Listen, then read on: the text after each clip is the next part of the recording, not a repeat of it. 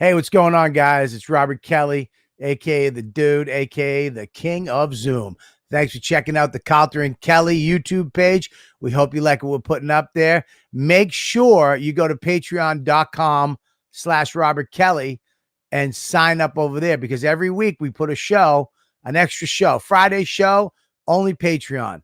And we also have the JO party on Saturday night, only Patreon. That means you, all the fans, get to come into a Zoom and hang out with us and all the other ladybugs. And it's a blast. So we also let you watch all the shows live. YKWD live, all the Calta and Kelly's live, unedited, all go on the Patreon. And you also get the 10-minute extra YKWD every week goes on there, along with Live from the Shed, one-on-ones, Tech Talk with Bobby and Friends. There's so much content up there. And you know what? It's all for what? A price of a cup of coffee. $5 get you in the door. And you're going to love it. So make sure you go over there, patreon.com/Robert Kelly. And here's another little thing I want you to do. If you like this content we're putting up, subscribe and like. That's it. Just hit the little button, subscribe, so you know when we got a new show out, and then like it so we know you like what we're doing. Okay? That's it. Patreon.com/Robert Kelly. Subscribe and like. Now, enjoy the show. I want to tell you about an amazing company that me and my wife found. We've been going to New Hampshire for the last 30 years, vacationing, and we love it up there. We've been renting, and we've been a guest, and we've always wanted to own, but we couldn't afford it. It was just out of our reach until we found Tiny Homes of Maine. This company is amazing. It's a husband and wife. It's a family-owned business, and they make the most amazing tiny homes on the market. They're built to withstand Maine winters, and they look amazing. They're fully customizable, and they have 3 different sizes. You should check them out. If you're thinking about, having a second home, or maybe downsizing, or, just having an office, go tiny and go to Tiny Homes of Maine.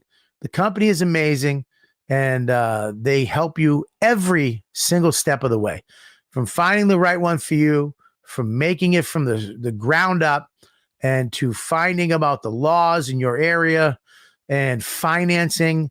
You couldn't go with a more amazing company and a more amazing family than Tiny Homes of Maine.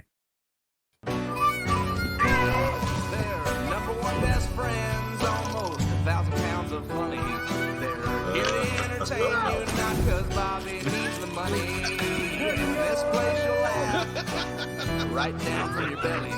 So get in here, you half a queer. It's time for Calta and Kelly. That's for you. Yes, and this is for you, Calta and Kelly. Tuesday morning, we're going early. We got special guests. My man Vinnie's in here right now. We are Vinnie FBI, as we like to call him here. We got the mush in the background. We got a fucking echo coming out of Calta's thing. Always me. It's always me. I get the blame for everything. Mush, who's it coming from? I can't tell yet. It's coming from me? Nope, it's coming from Mike Calta, but he doesn't like to be blamed for anything because of his childhood. I'm always blamed for everything. I think his brother blamed him for a lot of things. Yeah. And it bothers him to this day when he gets blamed. And he immediately goes into baby mode. Why's it got to be me, Mom? Dad, why's it got to be me? And then I feel guilty because I never had a dad. My mom was barely there. And I'm like, geez, I apologize. Maybe it's me, even though it's you. And Vinnie, poor Vinnie, dressed up like he's doing CNN. Yeah, I'm on work calls today. This is what I have to look like. I have to look more professional when I'm on work calls. So you're getting, professional Vinnie today. That's the hat I have to wear. This is professional Mike Calta. This is the best I do. Yeah, wow. This is professional Bob Kelly. This is it. I hope to get there one day. I have slip-on New Balance. Oh, wow. I'm wearing my son's Crocs. I bought slip-on sneakers last week. Look at these. That's what I have. Yeah, similar to those. Slip-on fucking New Balance. Yeah. The best thing ever made for a fat guy. I love it. Yeah. Looks like I'm wearing sneakers. And you could go outside and do like outside stuff while you're wearing them and then still you come just sounded like nice. Then you can go outside and do outside. Then you can go outside. And do outside stuff, Eleanor. How's everybody doing? Everybody all right? Good. You know, I'm on borderline panic mode right now. Oh God, I'm starting to read that gas stations have lines. We're gonna run out of gas. I almost went out today and started filling up cans. I know. Is it true? No, I don't think it's going to pan out like that. So they're likely knee deep in negotiations at this point. So can you do me a favor? Can you just what you're talking about is the pipeline, correct? Can you just explain what the fuck happened? Yeah, for, like dumb it down as dumb as you can get it for me. For Crumb Bum. Okay, yeah, for Crumb Bum mostly, but for me too. What happened? Yeah. We talked a little bit about this, I think, last time we spoke, but this case, obviously being really high profile and now impacting people at the gas pump, has drawn a lot more attention to it. So, ransomware attacks have been going on for really the last 3 years. What a ransomware attack is when a bad guy gets access to a corporate network. You know, it could be something as small as a local Ace Hardware and something as big as, you know, American Express or Home Depot. They get into the network and they do some reconnaissance for a couple of weeks. They'll bounce around looking, whose network am I in? How is their network laid out? Where do they keep their important data? Where is the machines that if we take these machines down, will cripple them the most? Once they find those machines, they'll encrypt those machines, which means they take all the data on the hard drive and encrypt it. Like, encryption is just jumbling up the data in a way that makes it unreadable, but it's reversible with a key. Without a key, it's basically impossible to reverse or undo encryption. Have we checked out Angelina Jolie and Johnny Lee Miller and made sure they're not behind this? Yes. What movie is that? I don't get the reference. Hackers? Oh God, yeah. I usually get a swordfish reference around that point in my spiel. Sorry, go ahead. Hackers is great. The encryption looks like that stuff you see in the Matrix, where it just comes down and it's just data, and you have no idea what it says. Yeah, if you were to try to look at it and view it, it would be that gobbledygook Matrix-looking data. It's unreadable. So yeah, that's a phenomenal movie. What a movie! How hot was she in that movie? She had, the first time I realized her and my wife have the same ass, that of a Filipino boy. I mean, nothing. They have nothing back there. Yeah, and from a technology side, when they start talking about the hardware, it's like, by today's standards, of course, it's laughable. They're talking about a display with like 1 million colors, like it's a big deal, and 2 gigs of RAM, and you can't handle this hardware. It's literally the shittiest phone you've ever owned is 1,000 times more powerful than their best computer in that movie. But yeah, I got 2 gig hard bytes, man. We used to keep that on in my final few years at the Bureau, when I got to the point of I don't want to say not giving a shit, but just almost like whatever. I had a big screen TV in the squad area, and I would just run like 10 or 15 of the most, prolific hacker movies on a loop. So it was like Sneakers, Hackers, it was a whole list. Any movie that had War Games, of course, any movie that had that. And so this was rolling, and it was great because when younger agents would come in, they had no clue what this movie was. I mean, they'd laugh at it like it was a Fisher-Price version of computer technology, and everyone else was obsessed with it. But yeah, I always wondered why they didn't remake Sneakers. Sneakers was such a great movie. Yeah, it could be remade. You're right. Is that with what's his name? Redford. And Dan Aykroyd, it's such an ensemble cast, and technology's advanced so much that they couldn't make that movie again and make it great. Yeah, no, you're right. And then Dan Aykroyd and his Aspergers, in the battle with Elon with that could be like his strike back. So they hacked into what pipeline? What did they hack into? Into a company, right? It's not like a pipeline like they hacked into like a pipe, I mean, the company runs a pipeline, but they hacked into a company that controls. I knew they didn't hack into a pipe. I knew it was a company. I said, what company? Well, that's what I said. So when I said dumb it down, I didn't mean that dumb. All right, so I'll bring it up a few notches. Bring it up. Take it away from. Yeah. I'm gonna bring it up. So they get into the company, and then the company has systems that control pipelines and other physical devices. And so companies that deal in infrastructure or industrial controls, like a dam, right? That's all run by a computer, of course. Right. So when they get access into a company like that, the reason why these ransomware cases are different is because they're actually shutting down machines that control physical things that happen, operate in our physical universe. Whereas normally it's just data encryption that stinks and it's terrible, but it's not like a red light camera goes down or a dam closes or a pipeline shuts off. This actually shut off a physical thing, crippled them so that they can't operate. And so now the company, what's left behind is they wake up one morning, they come into the office, all the computers or most of them don't work. People start saying, I can't access this file. This is not working. This machine won't boot up. And then somebody realizes there's a note usually left on the desktop, like a README file. And it says, hello, we've encrypted your entire network. You're not going to be able to recover your information unless you contact us. And they'll give you information, directions on how to contact them on the dark web, on Tor, like we talked about with the Silk Road stuff and everything else.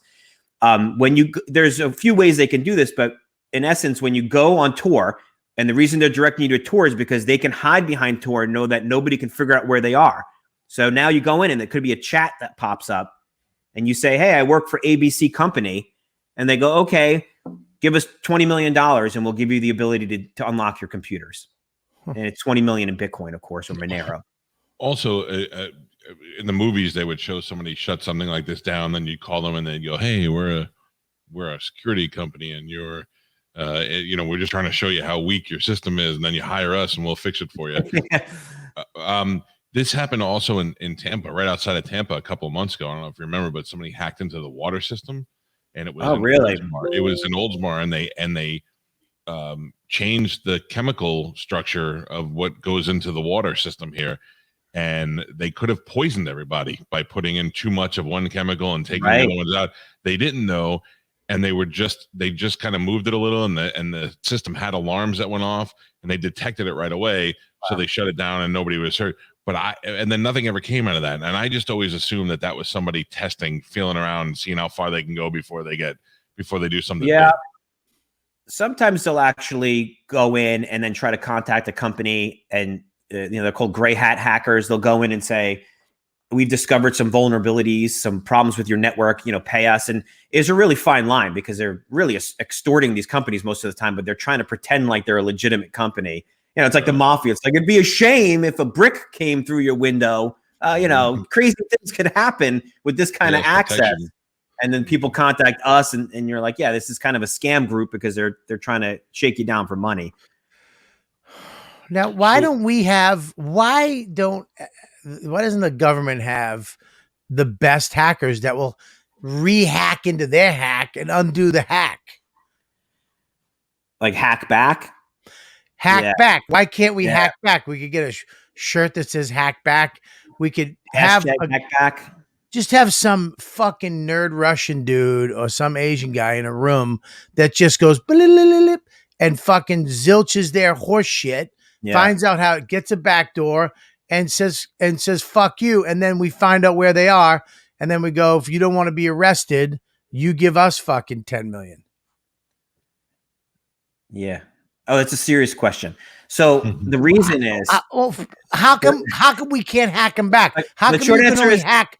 How come you can only hack one way? Let me ask this question. Yes. How come you can only hack one way? How come it seems like it could be a game back and forth? It's a good question. And the short answer is the Constitution of the United States is the reason why. So when we're at the FBI, if you try to go adversarial and hack back and it could potentially be a U.S. citizen, then the U.S. citizen has certain Fourth Amendment protections against the government getting into their device. Now, it sounds crazy, right? Because they're attacking someone, and you're saying, well, then we should have the right to attack you back. But it doesn't work that way. So the analogy would be this, Bobby. The best way to think of it is this. Imagine if a bad guy is a burglar, and we know this bad guy is breaking into houses, and we have him on video, and we know 100% he's breaking into houses. Yeah. So law enforcement said, so on Tuesday, when he leaves to go to work or go to the store, we're going to break into his house and take his shit. It doesn't work that way. Or we're going to break into his house and collect evidence to use against them. All of that would be suppressed in court. So the Yeah, but don't they do that anyways? Didn't they do that to the mob? Didn't they break in and plant wires and use all that shit against them? Yeah, and with a search warrant, you can do that. Here's the problem. How do you get a search warrant on a group or entity that you don't even know? There's no way to know who they are. So they're hiding on the dark web. And here's the other answer. They're not Americans, most of these people. But let's say they were. Let's say the guy was in Cleveland doing it. He's behind Tor. There's no way to figure out, almost impossible to figure out who he is to get a search warrant. And you can't just get a search warrant for like every address, and even if you knew it was Cleveland, for example. So there's no guy that's out there that we have in some fucking room with the best computer ever. There's no guy that's like, all right, I'll work for you, America, but I'm gonna need the fucking this 72,000 gigabyte fucking Montclair computer system. 8 monitors. Yeah, like just sitting in a chair with with everything, and when he can just defend the country from hackers. That doesn't exist. It does exist offensively against other nations because they don't have constitutional protections.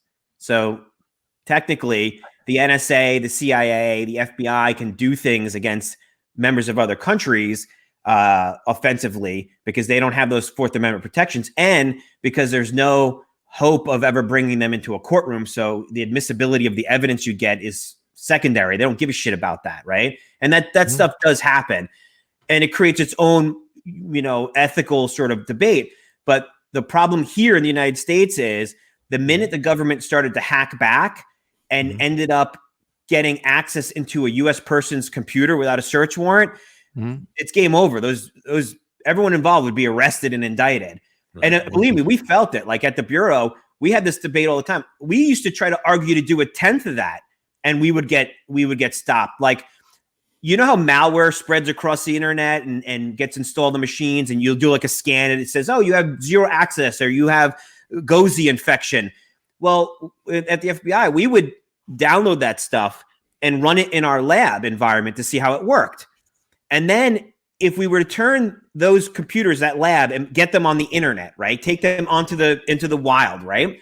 And that malware infects random people. And we're just looking at how it works. I'm not taking Bobby Kelly's information or I'm just looking at how it hit some random IP address.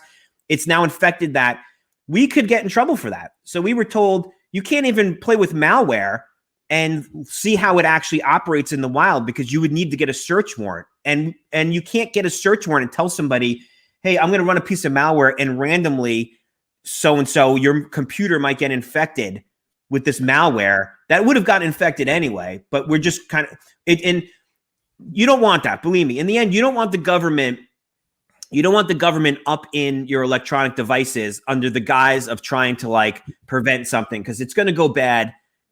9 out of 10 times it's going to go bad, and it's going to be used for shit that you don't want it used for. So it's a question we're asked a lot, but it's not the answer. And besides, this is all academic because we don't even know who would we be attacking. Tor prevents you from knowing that. How great is the government's detection system? Like, how quick can we tell when somebody's, see, in this case, they're attacking a private company, so the government really has nothing to do with it. But if they hop into the Pentagon or something, I mean, you guys got to know right away, right? Yeah, government systems for sure, right? If somebody were attacking a government system, they're going to know very, very quickly.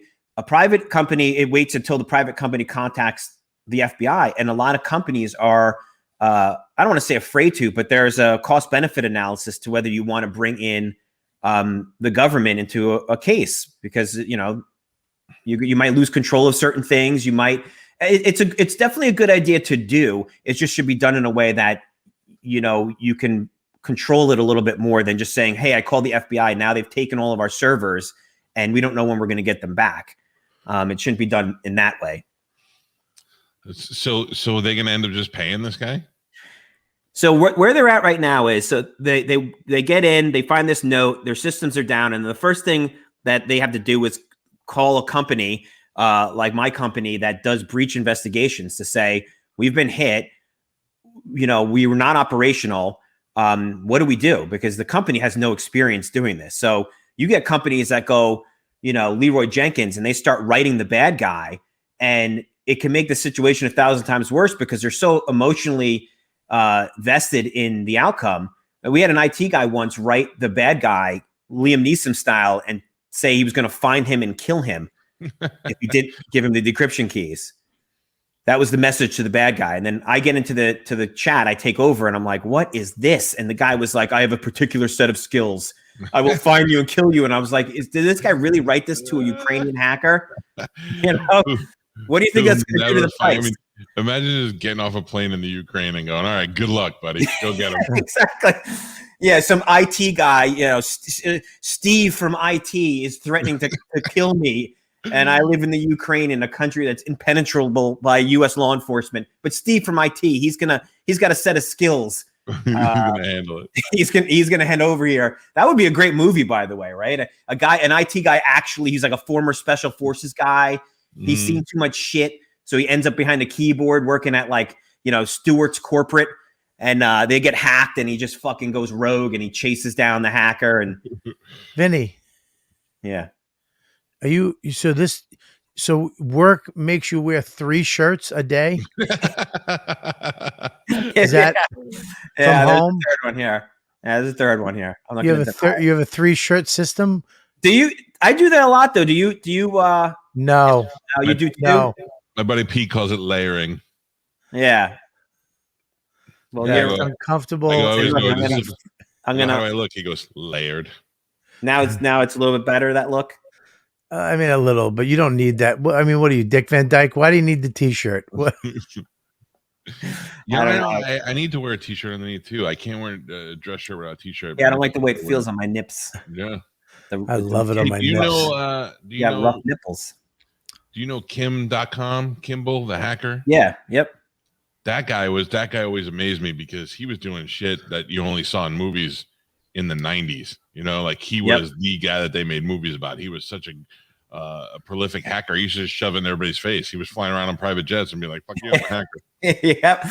Yeah, it's pretty wild. I mean, there are people out there that just do the intrusion part. So Bobby, to your question about, you know, how it happens, sometimes it's broken in the group. So a person may spend their time, you know, 19-year-old kid may spend this time trying to hack his way into this oil pipeline company.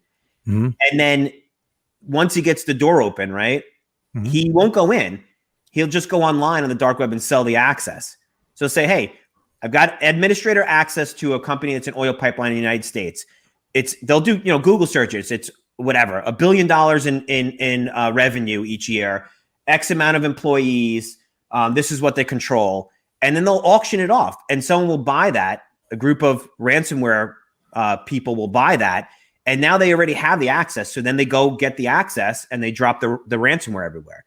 And the reason they'll do that is a lot of the younger people who are involved in that, they don't want to deal with the morality of what they're involved in. So they're looking at it like, I just opened the door. I didn't do anything. Is it morality, or are they just chicken shits to go through with it? Yeah. And the risk goes up the higher you are, you know, the more involved in the deployment of the ransomware, the risk that you get if you do get caught, you know, the penalties and everything. So they'll just sell that access to another group. And they're making, millions and millions of dollars on these ransomware cases. So, you know, they're splitting that up even across 10 people. They're making ridiculous amounts of money. So let me ask you a question. What's gonna stop these people? You come up with a number, you negotiate 10 million. Yeah. They pay them, they give them the key, they unlock it, they get their shit back. What's going to stop them from just doing it next month? Right. And next month and to another company, and every company's got to give them 10 million. I mean, when does it get to the point where you have to find these fucks or build something that is impenetrable? Is there a way to build something that can't be hacked? Or is there a way to find these fucks, because they could fuck with our water, our electricity. I mean, if they shut down the electric grid on the East Coast, all these cities are going to become fucking barbarians. I mean, people are going to get killed and raped. I mean, it's flying. No, I mean, it's the truth. All the ice cream's going to be gone. I mean, it's going to stop. So there's no way to create an impenetrable network just by the nature of, if any network that's on the internet is vulnerable to an extent, but there are certainly ways to make it much harder. And we're a long way away as a civilization, because you have to remember the way the technology evolved was convenience over security. And that was because if you think of anything evolving over time, right? When you're designing anything in a civilization that the urgency is to just get it done, things like security are secondary. So, you're going to create, a shelter that isn't the safest shelter, but it's a shelter for the time being. You're going to hunt in a way that isn't the safest way to hunt, but you need the food. So you're going to take risks. Security around building of networks is the same way. You just wanted your company eventually on the internet so your employees could access stuff, and nobody was thinking about this stuff. So we have thousands of companies that have shitty security. When your Asperger's kicks in, do you look at the side to side while you give your talks, or can you? Yeah. What the fuck was that? You're like, Like he's always on a swivel. He's seen shit. So my camera, Vinnie has too much information in his head, and when it comes out, he has to give it in different directions, or his fucking eyes will blow up. I'm just reading teleprompters all over this room right now. No, my camera location's annoying me because when I look at the camera, I'm not looking at this, and this isn't high enough. I'm fucking with you. I'm fucking with you. So what you're saying is it's just unprotected. It is what it is, and there's nothing we can do. The companies have to start investing more resources in security, which they are doing, but it's going to take time because you have, thousands and thousands, hundreds of thousands of companies that have never been breached, and they're like, oh, it's not a problem. And then until it happens. And those are the people that are being targeted. The low-hanging fruit are the people that are being targeted for this thing. So real quick question. Are the people hacking, could they be the ones that are inventing the systems to be non-hackable? You know what I mean?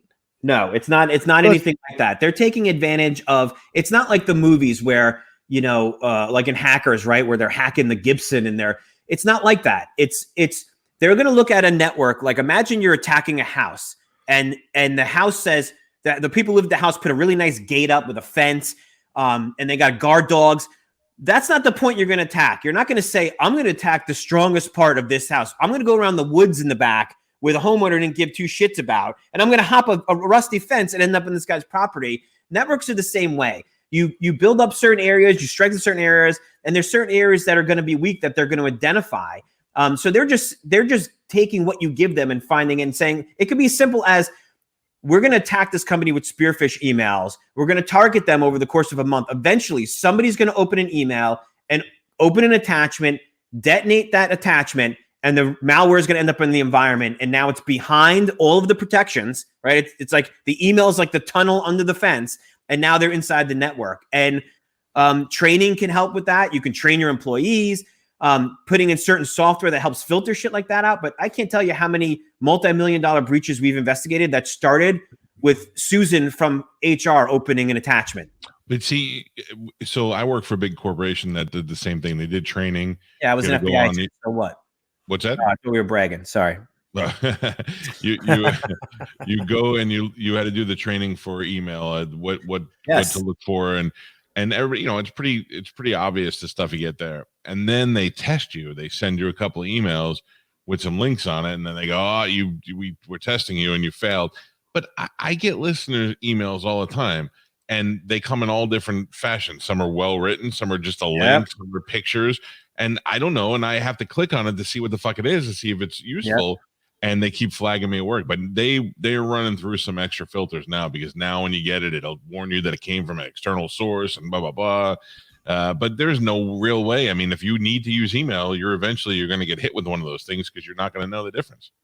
It's a numbers game. Sending emails is extremely cheap. If they send millions of emails at your company over the course of a year, even if 10% of that gets clicked on, that's 100,000 emails. So it costs pennies to do that. So they'll craft spearfish emails that are so good over time, I would fall for it, because you're going to catch me on the day that my kid's screaming and I'm loading them from the car and the phone's ringing. And then I'm going to get an email that says, hey, make sure you authorize this purchase for something for the company. I'm going to click, okay, authorize. And then I'm going to fall for it.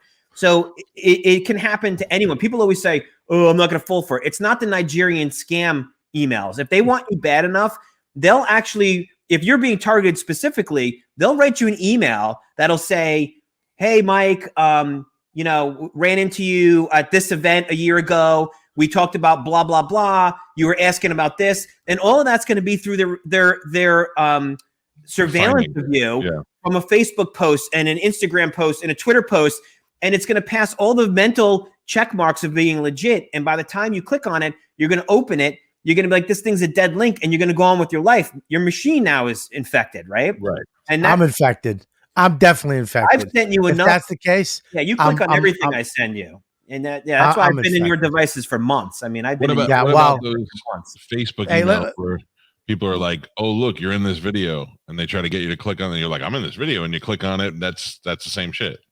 Yeah, and a lot of it could be that, and a lot of it'll take you to sites like a big scam is it'll take you to a site that looks like your Gmail or your Microsoft, your Office 365, the landing page. It looks identical. So it's like, hey, I sent you these pictures. You click on it. It takes you to a site. Now they have your username and password. So now they're in your email. Now they're trolling through your email to see what they can learn about you. Then they might use that person to send someone else. Lou has a good question. What's the most realistic movie that portrays the FBI in this shit? For cyber? They go bad pretty quickly. I don't even know if there is a good one that is realistic. So there isn't. No, what's another good question is that how vulnerable are these cryptocurrencies to guys like this? Like, who's going to break into Coinbase and hold my password? And charge me to take it back. Didn't they already do that? Yeah, and I've worked two exchange hacks, not Coinbase. It wasn't Coinbase. Two exchange hacks. What they'll do is they get into the exchange and they'll find what's called the hot wallets. The hot wallets are the wallets where the coin is moving in and out for people buying and selling, and they'll just drain those wallets. Those companies are generally very, very secure because they know they're sitting on what amounts to cash. They're very secure. The real question is how secure they are. The real question is how insured are they? Meaning, if you get wiped out, will they have insurance to pay you back? And so what I tell people is whatever money amount that you're keeping on an exchange, there has to be a tolerance for you to be that potentially you may lose it or lose it for a period of time, because if there's a hack, it might take you a year to get that money back. So if you desperately need that, self-custody, move it off the exchange to a private wallet that you control, because it'll be safer there. But that might be $100 for one person, and it might be $100,000 for another person. That threshold for what their risk is. I keep a certain amount on on several exchanges. I won't say which ones, but on several exchanges that I monitor closely. It's behind two-factor, but I'm always nervous about that.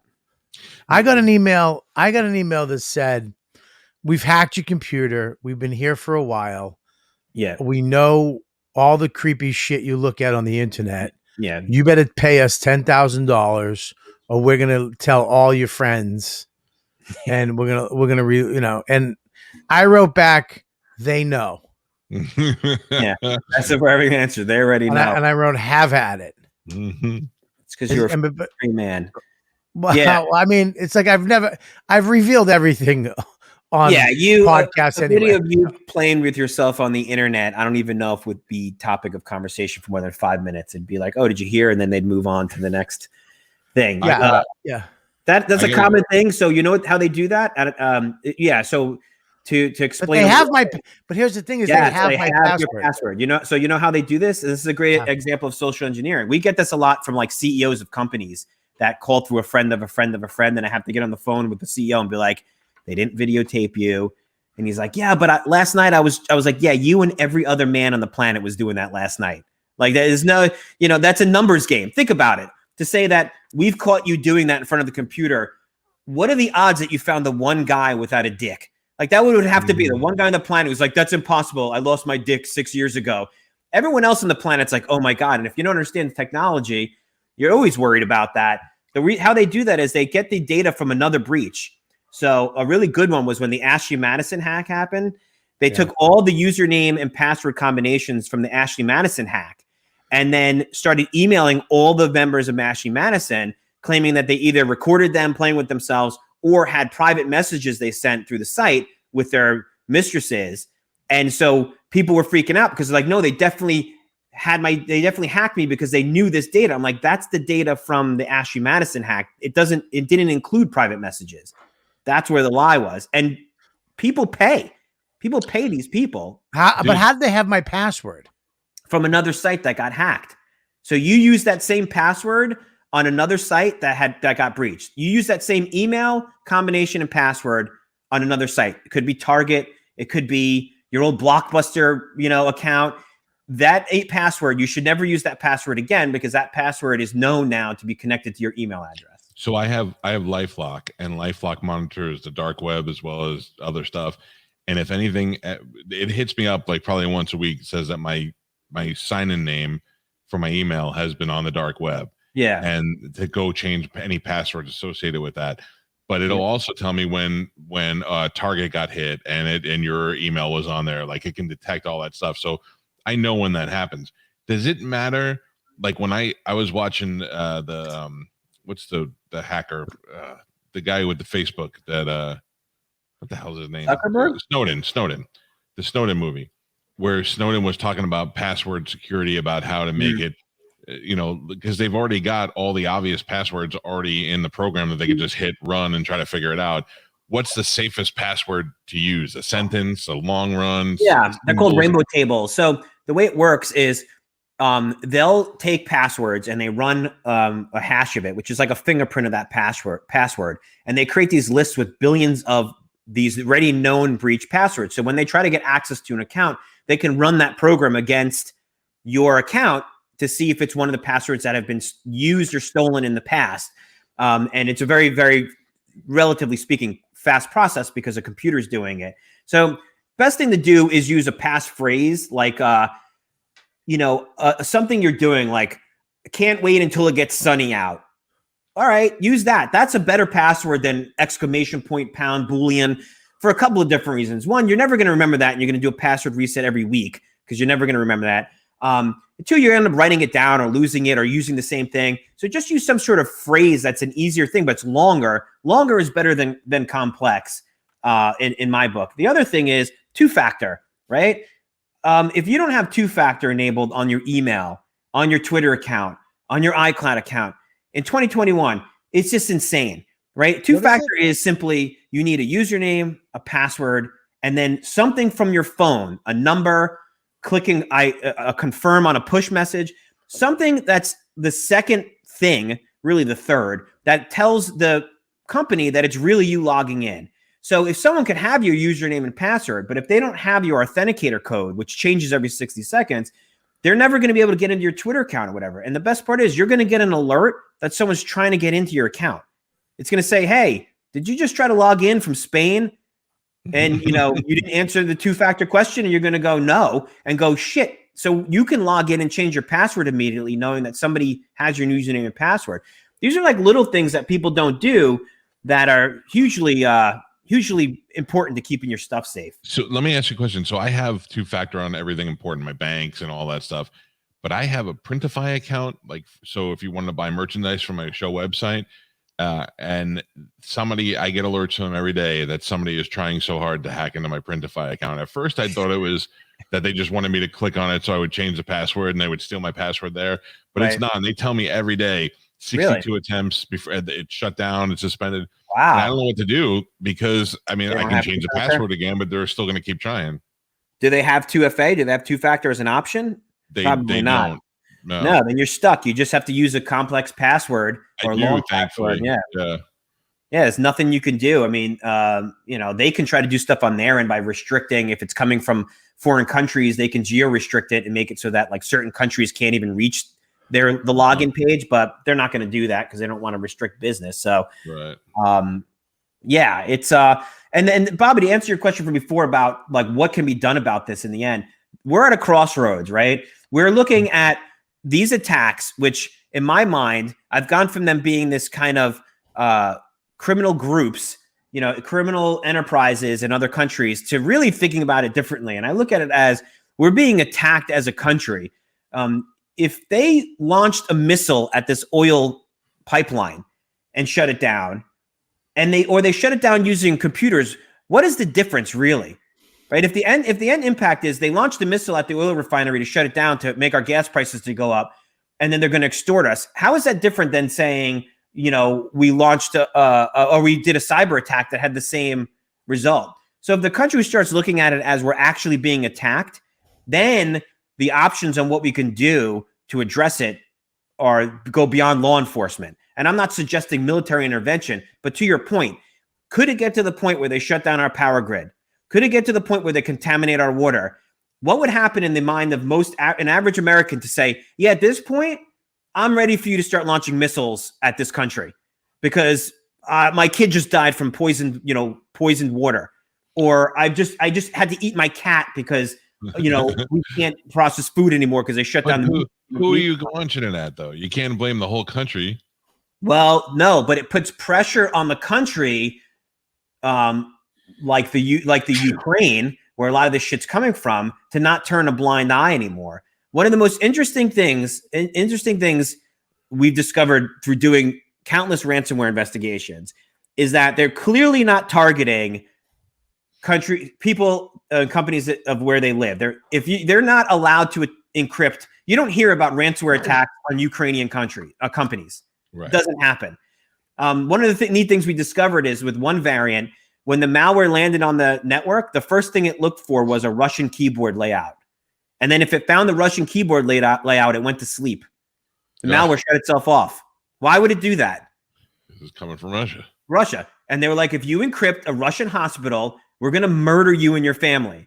So they write into their code safety catches to make sure that they're not attacking their own. So there's no doubt in my mind that a portion of this money is making its way to the government of these countries. And in turn, they're turning a blind eye. So the answer in my mind means you have to put pressure on these countries to enforce the law there so they stop doing it. Can you imagine if thousands of Americans every day were attacking hundreds of Russian companies and encrypting their networks? Can you imagine what Putin would do if that was happening? If Americans were encrypting Russian hospitals, can you imagine the response? That'd be insane. Oh, I lost you there. I don't understand. I mean, it's so fucking weird how, we're so vulnerable and we have no idea how close we are to just going back in the Middle Ages with nothing. We're so dependent. We're so dependent upon shit. We flick lights on, we turn the water on, we take a shit, we flush the toilet, we order groceries, and it's, you hear me? We just don't, yeah, I can hear you. We just don't give a fuck, and somebody can, some asshole that we can never see will fucking just take that away in 1 second with a click of a button. It's a lot like you say with the blue pill. We just want to take the blue pill and go back and never know what's going on anymore. It's so much easier when we don't have the stress of knowing how close we are to every day just falling apart. All right, I'm back. Sorry, I lost my speaker there. What was your question, Bobby? I'm not repeating that. I'm sorry. But it was too profound. I say shit that's fucking brilliant every once in a while, and you missed it. I missed it. That was God. My point was this: is that it's freaky to me. I mean, look, I'm sitting in a shed, and I look like I'm in a studio in downtown Manhattan. I go in the house, I grab something out of the fridge, I turn the light on, I take a shit, I use a bidet. I don't even have to, I wipe my ass anymore, Yeah. Take a shower, blah, blah, blah. But some douchebag could take that away from us. Yep. In seconds. I mean, China, correct me if I'm wrong, owns India's electrical grid, correct? Electricity. They could just shut electricity off in China if they wanted to. Yeah. And kill people. That kills people. When you don't have electricity, people will die. Yep. And it's just crazy how close we are to, I mean, imagine if Mike Calta had to literally go to the grocery store. Oh, come on. And shop. He's got a golf cart. What are you talking about? But that would run out of electricity. He was joyous. Imagine if Mike had to walk to the store. No, we're all. If Sandy, I mean, I laugh at the house Sandy. You know, the takeaways, right? We went from Sandy from Greece or what? Yeah, Are you talking about Greece or the hurricane? Sandy, the hurricane, okay. superstorm. And I love how we went from like that first day, everybody was like laughing and drinking margaritas on their porch. And day 3, I'm chaining up my generator because people are driving around Long Island stealing generators from people's houses. Day 5, I'm on the roof with my MP5. Like that's how quickly civilization falls apart, right? This illusion that we have like all of this.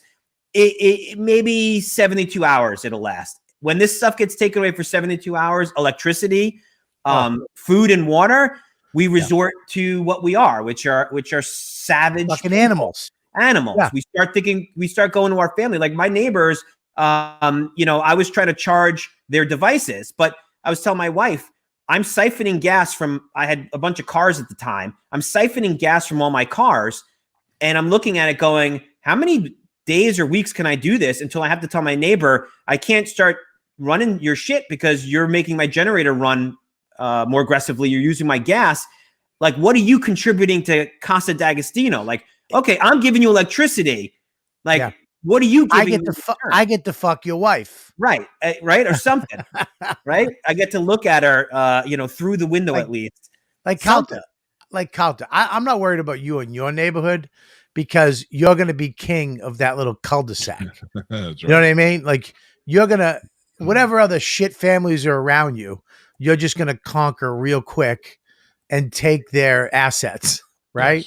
Yes. But if this shit does go, if electricity goes for a week across the country, something happens.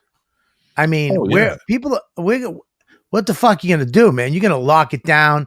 You're going to eat your rice or whatever. The people who are crazy for, storing Rich Voss for having all these boxes of food. He's going to be the genius. He's going to be the king of his little area because all his dumb neighbors are going to run out of food in a fucking week. They're going to have nothing. And that cocksucker, granted, he's going to be eating rice that has Marlboro miles on the side of the bag, but he's going to be the one who survives, right? But that's also how I feel. I feel like I'm always prepared for that stuff. Like when we go into hurricane season, and I'm obviously not prepared for the end of the world. When we go into hurricane season, I prepare for hurricane season. Lou's funny. I love Lou. You can. I mean, you even with the food stuff. You have the supplies. There's always, none of us have to really face that. So only the real preppers are the people that have thought this all the way through. And I'm not I have stuff, but I'm not a prepper. I know there's going to be things that I'm missing in my coverage of what I would do, but most people are woefully unprepared. Like most people. What are you doing? Your Coinbase or your Bitcoin means shit because there's no electricity. There's no more internet. Well, the internet, you'd have to lose the internet. And that's a bet I'm willing to make, that the internet was designed to survive a nuclear attack. If there's one thing that I'm confident will be still running, like even if electricity goes out, the internet will still be running. It's a matter of you getting access to it. And that might become a little more difficult, but the internet can't be killed at this point. There's always going to be a great movie. That'd be a great movie. Yeah. Where the electricity goes out in the country and you have to get to the internet somehow. Well, you still have your obviously your cellular. Now let's assume the cellular, your phone runs on batteries. The cell towers, of course, will run on electricity and whatnot. But let's assume they have backup. So you'll have access to the internet for a long while until the real question is, when gas, when you're unable to get fuel to run these things. There's a great book on this. 30 seconds later or something. It's phenomenal. It's about, 30 seconds after an EMP is detonated above the atmosphere of the United States and we lose electricity and what happens to society. And it walks you through, that whole process. And it's, at the end, the guy's like, murdering someone to get medication for his daughter's diabetes. He's fucking, murdering people because he's like, it's survival. She needs this medication and I know where it is and I'm going to go murder someone to get it. Well, all those people in the hospital are dead.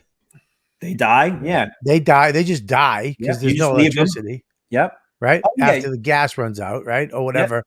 backup generators they have. I mean, if you're a doctor or a nurse, how long are you going to go to the hospital while your family is at home fighting off marauders trying to get into the house?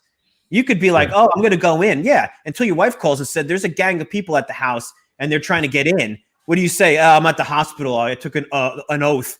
Fuck that. You're like, sorry, stroke victim. You know, I'll see you when I see you. And so everything quickly falls apart. So your community, like, the people in your neighborhood, all that stuff becomes way more important, because what happens is you'll start forming little groups of communities of saying, this is our neighborhood. We're going to protect this neighborhood from marauders that are going to come in and try to take our stuff. And each person in that neighborhood, you better have a fucking skill, because no one's going to want dead weight. If you're like, I'm really good at ping pong, those American skills, I don't want that. I want like the guy who grew up in sub-Saharan Africa that can, make a house out of mud and rocks. That's the guy on my team. Like all these American skills we have, most of them are useless for that kind of shit. Yeah, that's what I said. I said if that happens, Jim Norton is the first one to go. Just gonna walk up. Okay, hey Jim, come here for a second. Why'd you do that? He adds nothing. Well, he adds nothing. Do we need a quick wit around the camp? No, we need food, berries. He's not even gonna get berries. He'll eat them all. I mean, he's able-bodied. I think a lot of that would, like, I always think of the spectrum of, What are we going to use him as bait? What do you mean able-bodied? Yeah, I mean, look, he can physically move. He's stronger than a female, right? So he does have an advantage in like moving rocks or collecting wood. I think Mike's right. I think Melissa is way stronger than Jim Norton. Lou is stronger. Sarah, I'm pretty sure this Mary broad is way stronger. Everybody's way stronger than Norton. Well, I think athletes would be on the top of the spectrum, like pro athletes. That's why I always laugh when you read about stuff about professional athletes. Like, is there anything more useless? And I love athletes. They work really hard. It's entertaining. But is there anything more useless in terms of when the shit hits the fan? Like your ability to run, really fast doesn't really translate too much to when the shit hits the fan. You need doctors. You need engineers. You need scientists, you need weapons experts, like all that stuff becomes very, very clear. The guy who could throw a ball through a hoop, they're like, I don't know what to do with you. Pick the fucking fruit. And we don't need all women. We just need the good looking ones. Yeah. Ones that are, If we're we're going to repopulate. Yeah. I mean, listen, the bitchy ones that are always complaining, and, we can lose all the politically correct people. All the bloggers, they can go. We don't need words. And they'll be the first to turn savage. Like, that's the funny part. All these people they'll be the first ones like, kill him. They'll be, it's like Lord of the Flies, right? I mean, that's why it's such a great movie. You see what happens to people when we're put under stress. We like to think we're so civilized. We're really not. We're civilized as long as the lights are on. And Sandy, to me, was a great example of fistfights at the pumps, people stealing generators. Vinnie, look at my finger. Yeah. Follow my finger. Stay right here. Go ahead. Sorry, I got to fix this thing because I can't look at that and not see you. So I'm looking off into space like Rain Man. It's freaking me out. You're like fucking the fucking world's going down, and you got to fucking do what you got to do. But the people over there, the people over here. See, but when I'm looking at you right now, where are my eyes? They're down. Your eyes are they're down, but it's fine. It's better than fucking this. All right. Listen, no, you're fine. I'm busting your balls. It makes me laugh. Oh, I actually like when you, dude. I like when you. Can somebody please screen grab Vinnie going back and forth? This is. I mean, it's weird shit. It's weird. It's weird how close we are, and we don't even know it. It's just like that. It's not going to be a bomb. It's not going to be. It's going to be somebody just putting in a code, shutting shit down, and then we start murdering each other because it's, the fittest, Do you remember the lines during Sandy, the lines for coffee and stuff like that? Like people were waiting on, 2-hour line to get a coffee. I mean, how weak are we as a nation that, that's our priorities, that we're going to go sit and stand in a line for 2 hours to get. I don't do that now. I go to the fucking airport, JetBlue, at Starbucks. There's a line. I mean, it's a 30-minute line to get a cup of coffee. Wow. And I feel like if you're in that line, you're a moron. Yeah. I've never waited more than, for something like that, I can't wait more than 10 minutes. I'll just wait till the line's down. It's not worth it. I just go get a cup of coffee somewhere else. Yeah. There's a Dunkin' Donuts right there.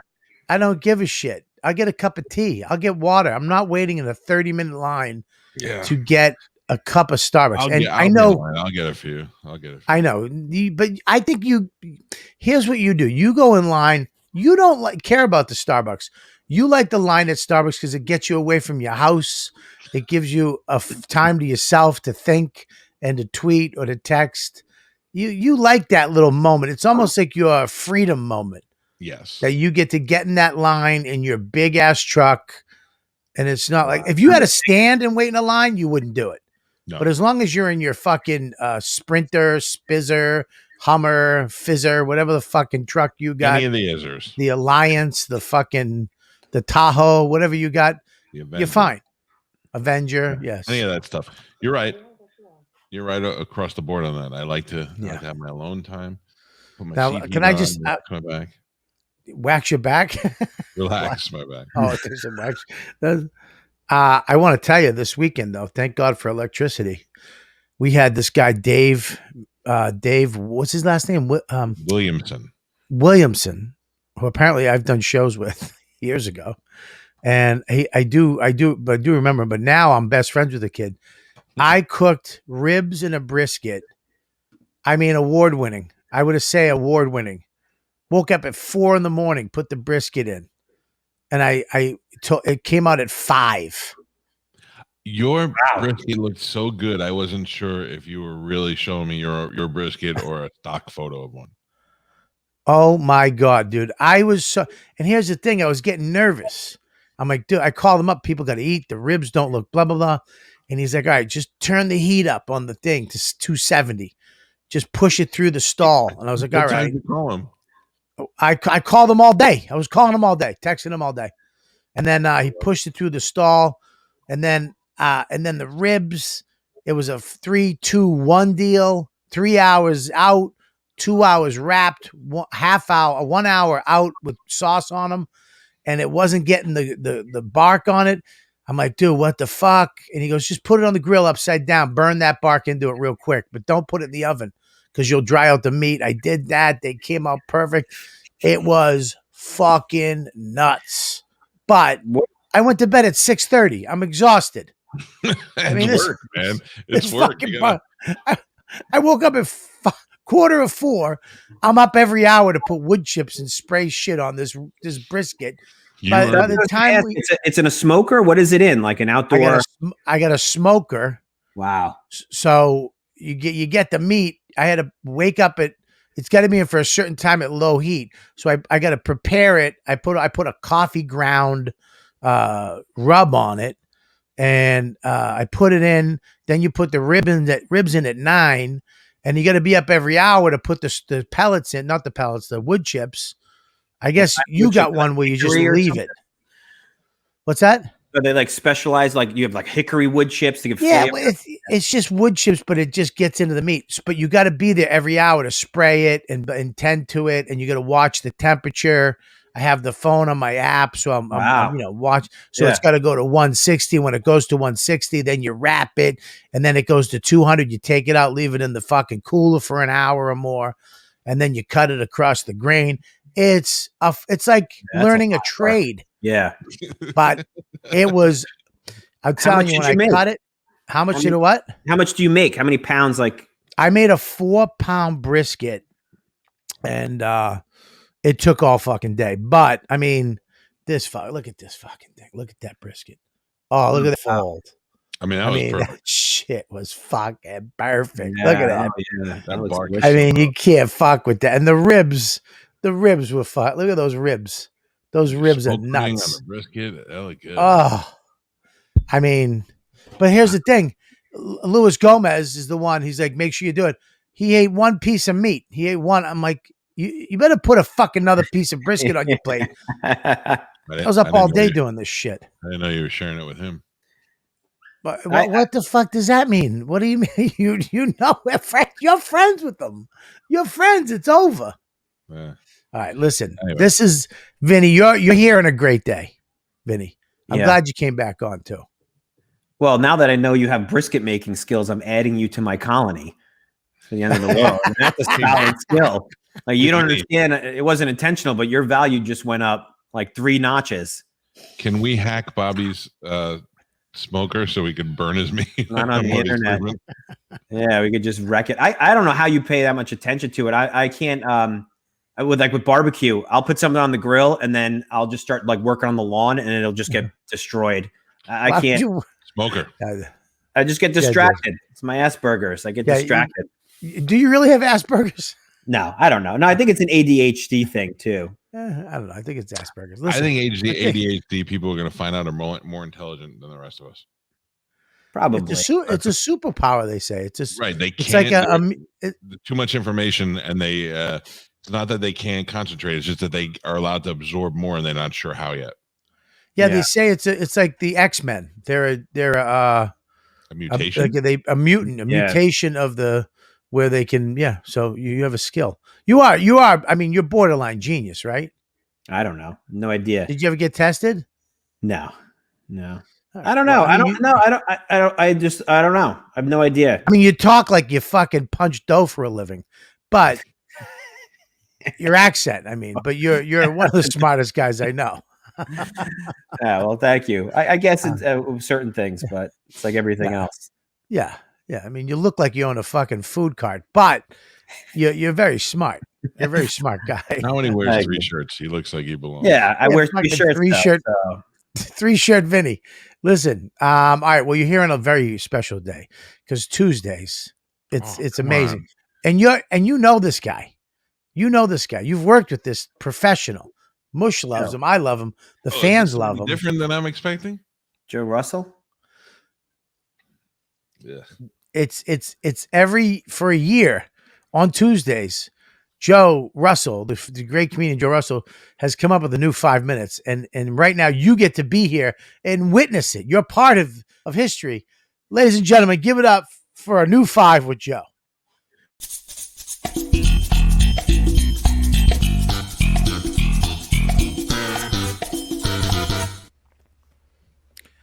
Hello, everybody. That's Joe. Hey, Joe. Hey, good to see you again. Joe Russell, everybody. Give it up for Joe Russell. All right. I'm going to do an impression for you guys. Let's see if you can guess who it is. What's the deal with assisted living? They aren't living. They're dying. It should be called assisted leaving. Thank you. Do you know who that is? Jerry Seinfeld? No, that's Jerry Atrick Seinfeld. Don't let me down. You're off to a good start today. I knew you. Don't let me down. My roommate makes his own sushi. He also smokes a ton of weed. So whenever he's like, hey man, I'm thinking about rolling one, I'm like, are we getting high or having lunch? Sometimes he messes up and puts the weed in the sushi and the sushi in the weed. I have never been more high than the time I smoke that trout. It's not sushi, it's cushy. The other day, I was binge watching Netflix. I was like, this is so much fun. Do you think cavemen used to binge watch Fire? You want to watch one more log before bed? Okay, put on log from last season.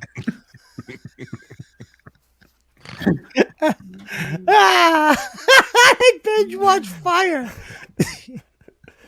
Dish detergent commercials have gotten intense. I remember when they were like, got some dirty dishes? Well, Dawn will leave them spotless.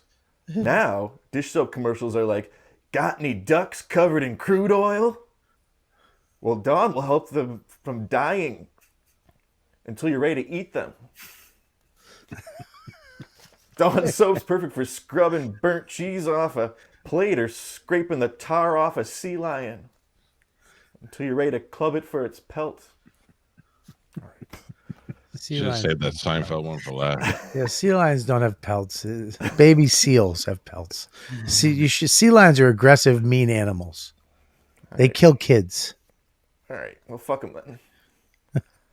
A little fun fact about me: on the weekends, I put on a kangaroo costume, and I act as a mascot for a middle school soccer team.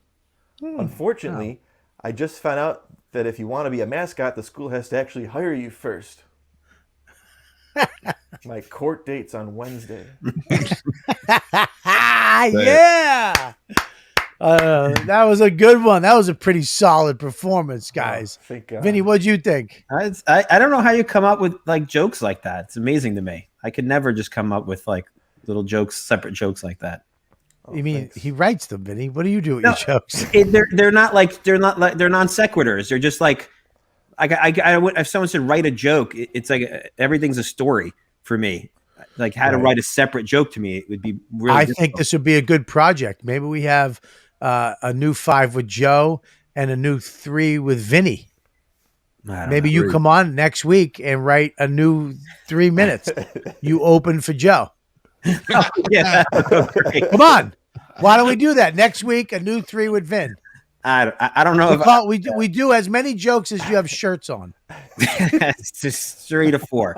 Can we have 4 shorts, depending on the day. I'm dressed like a host.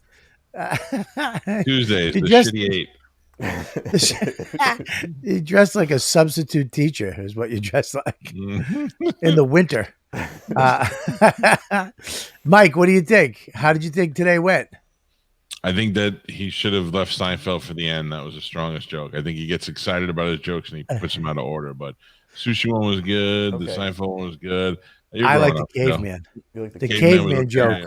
Well, I think you should close with the caveman one. I agree. You want Closer. to put a new a log from last season? It was a fucking great joke. Great. And of course, the ladybugs. I mean, the ladybugs go nuts. I mean, they go and they want. Look at this. They want Vinny. They want Vinny in. Come on, Vinny. Just do a new 3 next week. Commitment. All you got to do is take a subject, any subject, and write some jokes about it. All his jokes are about guns. Yeah, just Yeah, write some gun jokes. write some cyber ransomware jokes. Some jokes that really for the tech community. Mm-hmm. Hey, Mush, what'd you Every think about word. Joe's performance? He killed himself. I loved it today. It was great. I guarantee Mush pauses just to have the Mush pause. I think that's the thing now. There's no way that he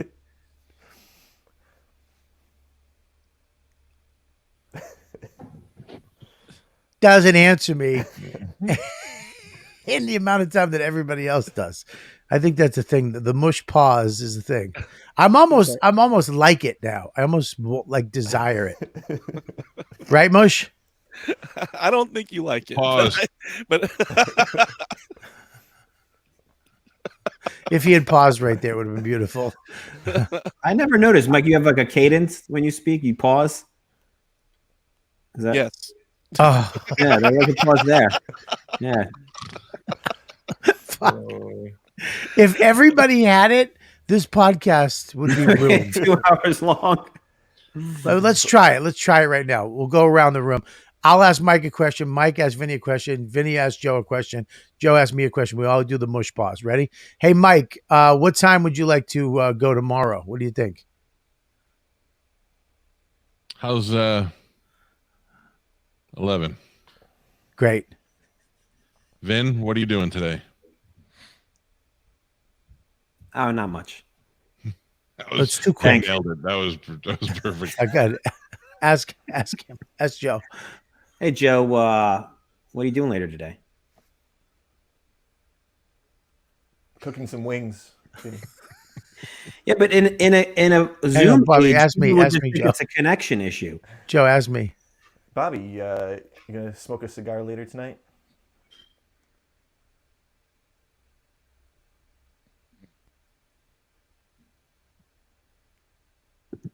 Yes.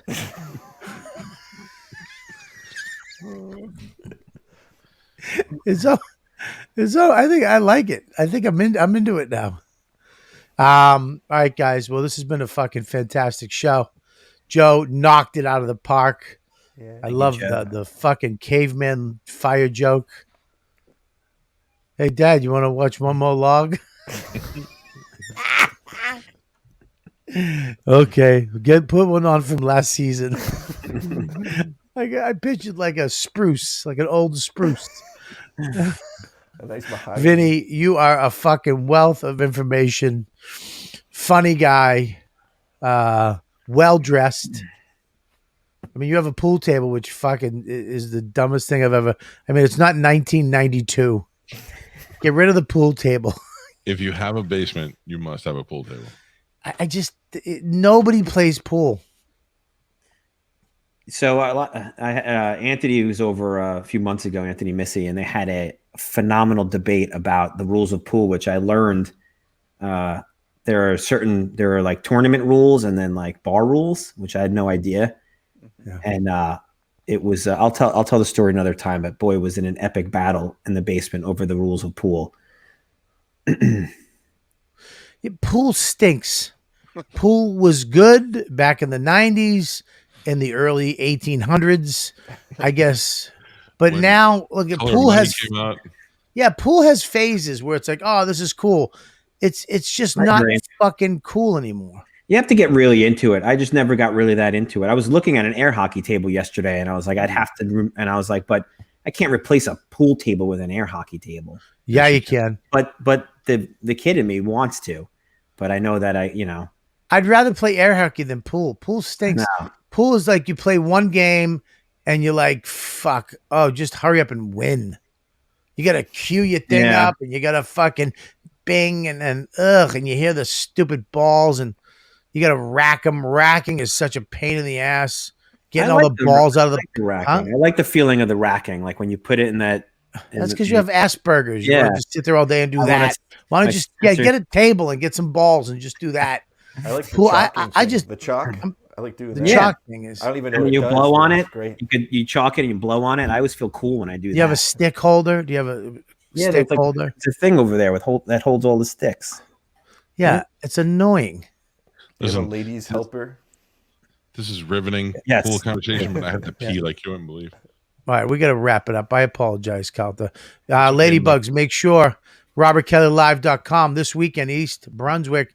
I will be at the New Jersey East Brunswick Square Mall, and then next week I'm at the Auburn, Alabama. This is it. What am I doing? Auburn, Alabama at the Crown of Comedy on the 21st and 22nd. Then Saturday, June 12th, Napanock at the Paper Mill. Then Friday and Saturday, June 25th, Albany at the Funny Bone. July 2nd and July 3rd, Las Vegas. What? At the Comedy Works. And then July 29th, right here in my backyard, Visani Comedy Theater with me and my show. And then back in August, we're in Philadelphia at the Punchline in Philly. And then Thursday, September 16th, Tampa, Side Splitters, back here. That's my birthday week, Robert. Really? You might have to stay for my birthday. Well, I'm very excited about that. Yeah, I'm looking forward to the Vegas show. It's going to be a good one. What Vegas show? The Vegas one you just put up there. Oh, yeah, that should be good. Wise Guys, that's great. Patreon.com/Robert Kelly. Make sure if you want to watch this live and be in the room with us live with the Ladybugs. Friday's show's always on Patreon, and the JOP party's on Patreon. We had a very special guest last Saturday night at the JOP. The laundry guy showed up. It was fucking hilarious. The laundry, I don't know if we have any video. I don't think we do, but Jesus Christ. Mush, how funny was that? It was great. That was so fucking good. The laundry guy showed up and had songs and everything. So it was good to have Austin back in character. Joe was missed. Joe, what do you got? This weekend I'll be opening for Mike Cannon at Uncle Vinnie's. Cool. Thursday, Friday, Saturday. And a new cheese show. New cheese show with our very first guest tomorrow. Should be interesting. You have a guest? We have a guest. Famous? No, it's our friend. You met him when he came to Uncle Vinnie's and we hung out that one time. Rob. He used to live in the cheese room, so we thought it was fitting. He lived in the 7x9 cheese room for about 3 years. Wow. He's right at And home. you guys gave him the boot. All right, Vinny, what do you got? Mike's got to piss. He's looking at his phone. I don't know He's my done with the schedule yet. show. Nothing. Just check me out on Twitter at Proof of Work 1. I'll post And it Mike on there. Calta. I'm sorry, go ahead. I got nothing. That's when you know Mike's into the show. I'm good. I don't want to promote. I don't want to promote anything on this show. This show stinks. I'm done. I don't want any of these listeners listening to anything I do. I love this show. All right, I'll promote for them. Calta and Kelly, make sure you subscribe, like, comment. So make sure you follow us on all social media, and make sure you go to Mr. Mike Calta and go to the Mike Calta Show and follow them. It's the best morning show. You can listen to Mike every morning on the internet, on the app. Just type in Mike Calta, the bone, and it will come up. Push the button, and you can hear his professional, holy shit, 5 days a week, #1 morning show on the bone, right on your phone. So make sure you check that out. Mike V. Suarez, please check him out, and go to comicwearables.com and get yourself some gear. Oh, I just threw up in my mouth. Get yourself some gear. The Calta and Kelly Show. And you got everybody's ordering this Robert Kelly head shirt for some reason. I don't know why that's fucking flying off the shelf. Everybody wants that head on their chest. Why? I don't understand. It's adorable. I don't fucking If I get had it. that shirt, I would just be doing this all day long. Well, once they get fucking XXX, I'm gonna send it to you. So there you go. I have to lose weight. No, you need a 4? I don't know. These days has been pretty rough. Dude, please, we got to get our shit together, dude. I ate ice cream last night. Oh God, fuck. I'm starting Fat Dad Fight Club soon, so. All right. Well, check us out tomorrow. We'll see you guys later. Thanks for tuning in, Ladybugs. Bye. Take care, everybody.